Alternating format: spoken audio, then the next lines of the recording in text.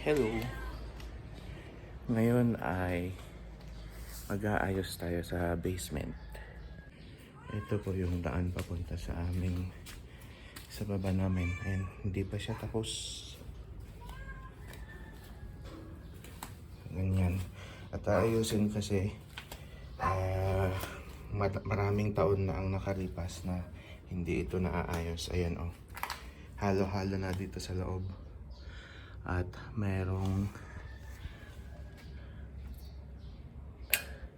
iisang ilaw, yun yung switch namin. Kailangan ayusin ko. Meron kaming iisang ilaw doon. At ayan nga, halo-halo na. Kasi matagal ng ilang taon na rin na hindi ko ito naaayos. Kaya naisipan ko na ayusin. Kasi ayan, may mga nakatambak kami doon na lumber na nagamit noon nung pinagawa namin tong bahay. At hindi pa namin sila dinidispose kasi kailangan pa namin para dito sa basement. Hindi ko pa kasi alam kung gaano karami yung magagamit ko dito at kung saan siya ang paggagamitan. Kaya ini-stack lang namin dyan. Sana nga lang ay hindi sila mabulok. At yan mga kahoy. May mga kahoy pa dito. Actually kahapon nung nandito ako, bumaba ako dito, ay nakita ko siya at nakita ko ulit siya at na-inspire ako na ayusin. Inumpisan ko na actually kahapon itong mga nakatambak dito na ilagay doon. So kahapon hanggang dito yan yung mga nakaimbak na kahoy at mataas, ganyan siya kataas yung nakaimbak dito at nandun na nga. So may dalawang part yan. Itong part na to yung mga mahahaba at ito yung mga naputol. So itong mga to halo-halo siya at meron pa doon. Hindi ko alam tong mga kahoy na ito. Mukhang mas magaganda itong mga kahoy na to at mas straight. Hindi ko alam kung yun yung dahilan kung bakit siya nandito nakahiwalay. At ang daming mga pako kung titignan mo ninyo. Ayan oh. May mga pako pa sila. So habang inaayos namin ay tatanggalan na rin namin ng mga pako. Ayan, may mga PVC pa dito ay mukhang ito yung mga kinondem namin na PVC. Tinanggal na namin at kasi nagka-problema kami dati sa tubig.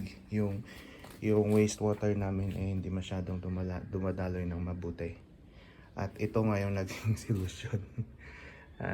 Iniisip ko pa kung paano gawing mas maganda ito. I mean, para hindi naman siya sagabal sa pag naglalakad dito kapag meron na. Yan, may ginawa akong basketball court na noon. Ito yung pinaglalaroan ni Abram noong baby pa siya ng basketball. Tatanggalin na rin yan, babaklasin na rin. At ayan, mga lata ng mga pintura, hindi ko alam kung may laman pa. I-segregate na lang kasi baka magagamit pa. I-segregate na lang sa isang lugar.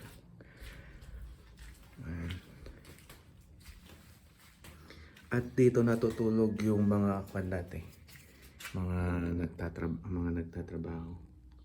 Yan. At meron kami nitong old na washing machine. Hindi ko alam kung gumagana pa ito. At nandito yung banyo. May banyo po dyan. Yan, ang banyo. Ayan. Ano to? L-bar ba tawag yan? Kalimutan ko. Tapos nga pala, pag tinignan nyo yung sahig ay makapal na yung, hindi na siya alikabok, lupa na. Kaya balak ko na tubig ang gamitin ko dito na panlinis. Tapos nga pala, dahil sa tagal na discover ko kahapon, kung napapansin nyo may mga nakausli na mga bakal na ito. Hindi ko alam kung gaano itong mga bakal na ito. Hindi ko alam kung gaano tibay pa yung mga yan. Kasi merong isa dito na nakausli kahapon. Ito. Meron naman siya nun sa dulo. Ganyan siya eh. Nakaganyan. Meron naman sa dulo pero nakakatakot. Kaya since nakatayo siyang ganyan, sabi ko is itutumba ko pag ganun. Pag ganun. Parang iyon. Parang ito. Parang ito. Pero nung tinumba ko, naputol. Kaya yun pa yung isa na kapag pinaayos itong basement hindi ko alam kung paano gagawin. Pero I'm sure may siguro babaon ulit. Sisirain ulit ito. At hahanapin yung bakal para magkabit ng panibagong bakal. Yan. Yung gagawin natin, isa pa pala na aking gagawin dito ay, since iisa lang yung ilaw, medyo madilim, kaya sabi ko maglalagay pa ako ng ilaw na isa doon, isa dito sa bungad, at saka isa dito, siguro isa pa dito, so tatlo pa, additional na 3 doon sa kabila. Hindi na kasi maliwanag naman na may butas naman doon paglalagyan ng bintana. Samahan nyo ako at ating linisin to maghapon. Siguro isang araw ito na gagawin at magpapatulong ako sa aking anak. Okay. So this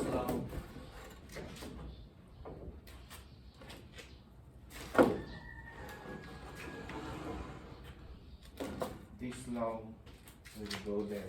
Okay, and if there is any nail, we have to remove it first. That's why I have here this one, and the hammer and this. Yes.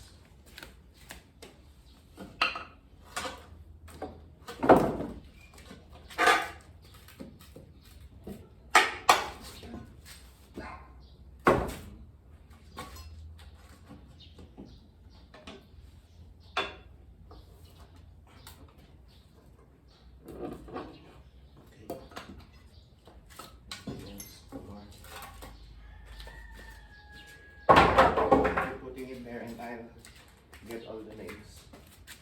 Or you want to get all the nails? The nails.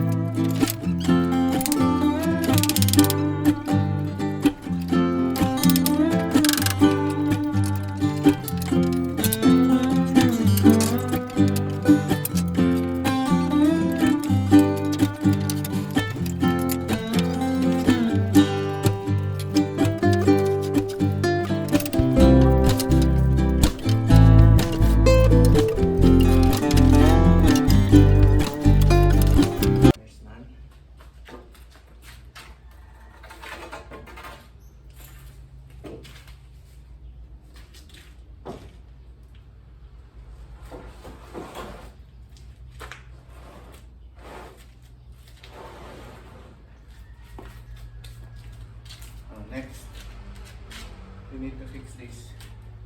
This one. Don't know how.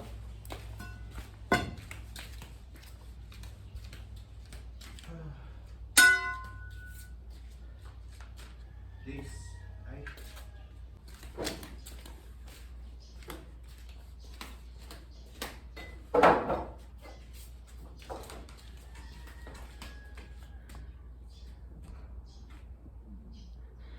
Lilinisin mo muna namin yan.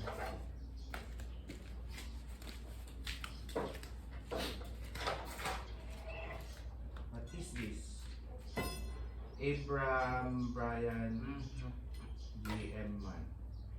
Grade 7. What's this?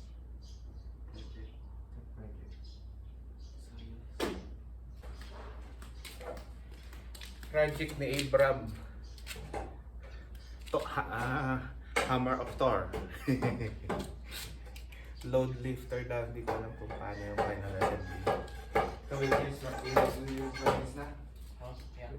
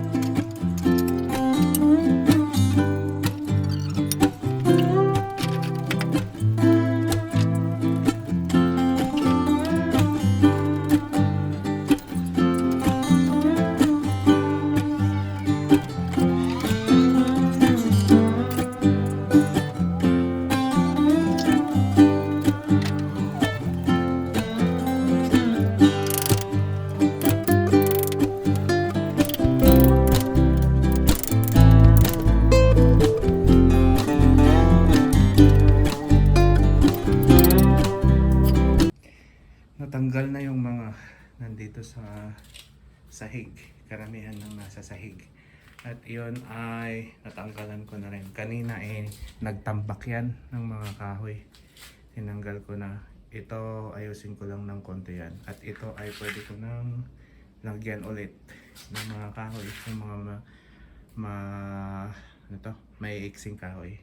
At saka yung mga ganito. Yung mga ganito.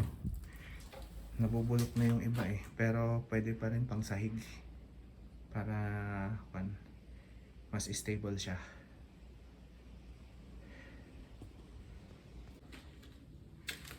Hindi pa rin siya malinis tignan pero eventually magiging malinis din siya. I hope. Lagyan na ulit natin to.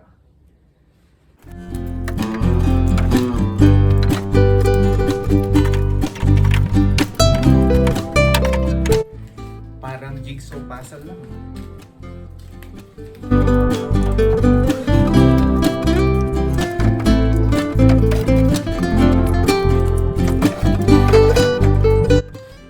Yan. Nagkulang na ako ng ganito. Nagkulang ng ganito. Para magpantay.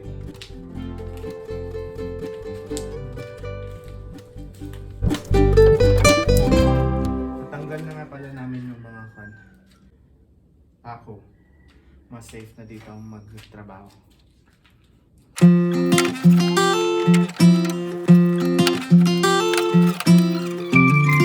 Almost done.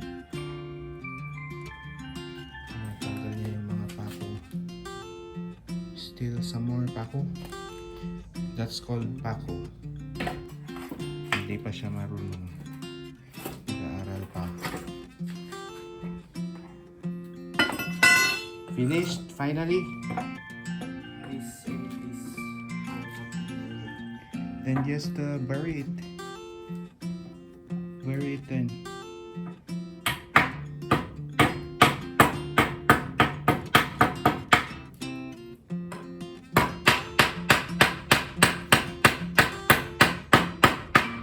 So that it will be safe. It will not cause any harm.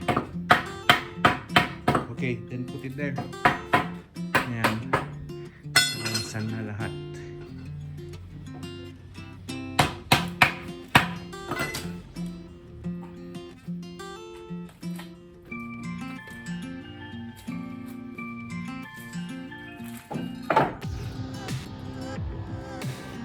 it properly.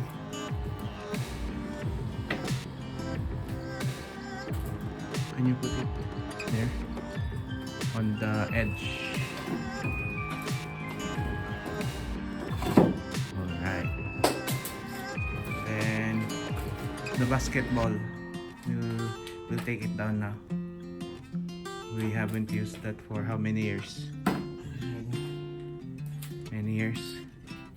Then take it there and let's take it apart.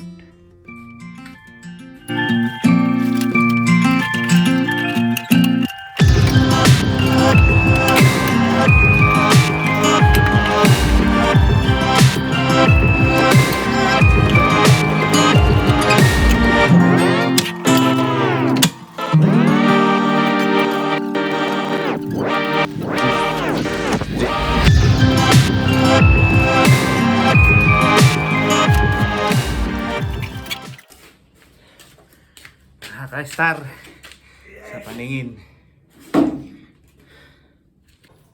Yan. Nalinis ay natanggalan na dito area na to, pero napunta naman lahat doon. Yan si Abram. Abram is, what are you doing, Abram? Getting the cooking utensils. And put them here, huh? Here. Put them together. And what do I do now? So, yung mga nandito kanina pinagsama-sama na namin sa isa sa mga mga sako. At yung iba nilagay namin sa ilalim ng hagdan. Ayan. At ayan, pinagsama-sama ko rin lahat doon yung mga pang pintura, ganyan. Nandiyan lahat sila. Iniisip ko pa kung saan magandang ilagay. Ilagay ko siya malayo sa mga kahoy kasi what do you call that? It's a big tansan. You know what's a tansan? Tansan. That's the bottle cap. Of what? The bottle cap. The metal bottle cap. Have you not seen one? Yeah, I have, but not that big. Yeah, for a big bottle, of course. No, this is a palanggana. We used to wash clothes on this one.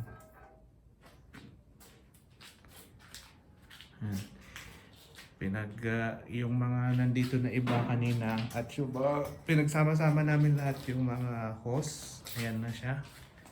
At mamaya yung mga PVC pipes nandito. Nandyan. Ipapatong din namin doon. At yung iba, ayan na siya. Pinagsama-sama ko sila at sinabit na lang. At ito nga ay aayusin ni Abram at ilalagay doon na lang para mabakantehan dito.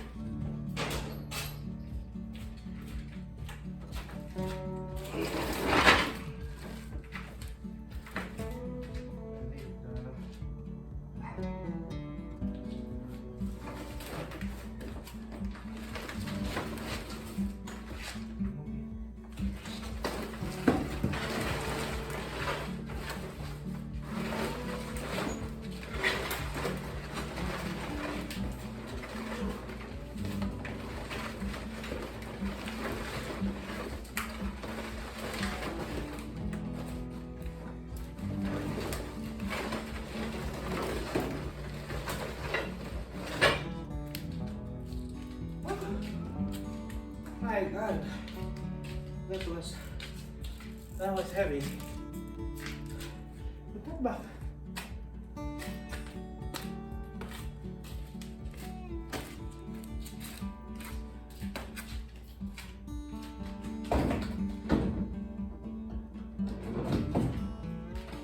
Properly.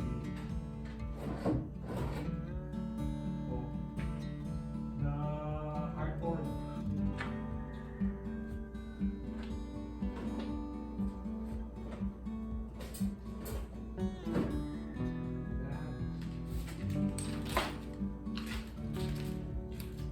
Oh, what's next?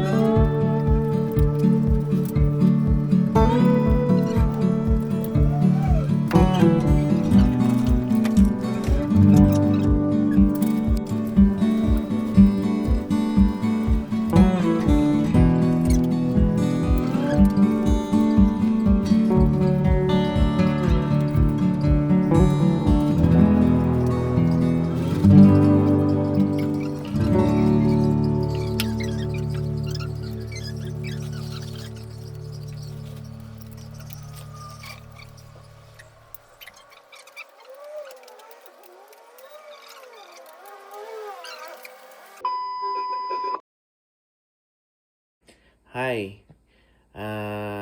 Nire-record ko na ito dito sa Taiwan at gusto ko lang ituloy yung kwento tungkol doon sa paglilinis namin doon sa basement namin doon sa Baguio. Actually, hindi ko na naituloy na linisin pagkatapos nung unang araw na aming paglilinis doon. Ito ay dahil ah, isa ako sa mga tinamaan nung diarrhea sa Baguio nung time na yon. At talagang matindi yung nangyari dahil nilagnat ako nung unang araw. Tapos yung mga susunod na mga araw, halos 1 week yun na matindi yung diarrhea at nang dahil doon mahina yung aking katawan. So hindi na ako nakapagtuloy na makapaglinis pa doon. Pero kan naman, halos tapos naman na. Ang kailangan na lang gawin doon ay ibalik sana yung mga PVC pipe or ipatong doon sa mga kahoy. Tapos tanggalin na yung yung dumi o yung mga alikabok sa pamamagitan ng tubig sana. Yun na lang yung hindi ko nagawa at saka yung mga balak ko ng mga ilaw. At yun nga, balak kong tapusin yon pagbalik ko ulit ng Chinese New Year sa Baguio. Yun lamang po at hanggang dito na lang itong video na to. And see you on our next video. Bye!